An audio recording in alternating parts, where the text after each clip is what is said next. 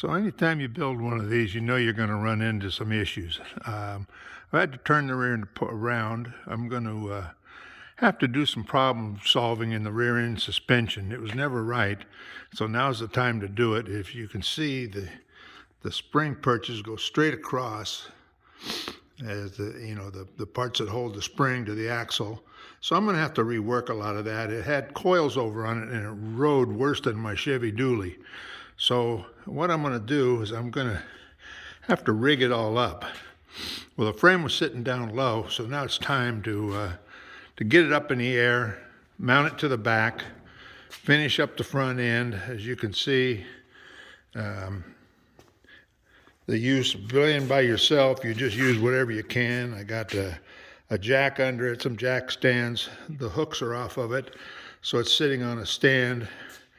And there's the A-frame. I'm going to lift the front end way up with the A-frame, get the jack and the jack stands out of there, and then reset the straps so I can get it up in the air so that the back end there, right here, is where the spring mounts, and it's at that level. So I got to get this whole thing up in the air, and then I can hook the rear end back up and start solving the problems of the suspension.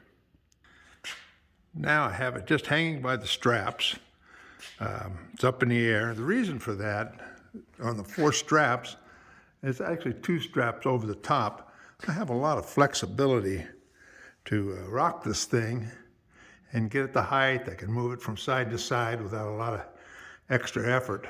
It works real nice, and if I had a chain fall there, or 1 or 2, it would, the chain's coming down. I really don't want to scratch the paint that bad, so this works a lot better. The straps hanging down won't do that. So now it's time to start mounting it up to the rear end, get that height set, and then get the front end blocked up so that I can get the levels I want, and then I can start working on the rear suspension and finish putting the front end together. It's sitting down right now. That's really easy, just to lift it up and it'll slide over the top of those, over the beam there, and stay where I want it pretty much. So now I got it rigged the way I want it. Now it's time to push it in place and hook it up to the rear end. I added a strap in the front to help with the balance a little bit. I can adjust that up and down. So that's the next step. Oh, there it is, kind of put together roughly.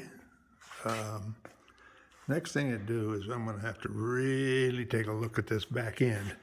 As you can see, the axle, when it comes up, comes close to hitting the frame, and those shocks mount in between there, and I really don't like them. They were rubbing and doing a lot of weird stuff, made it ride like a tank. So we're going to get that all fixed up somehow. I don't want to re-engineer everything, but we'll get there.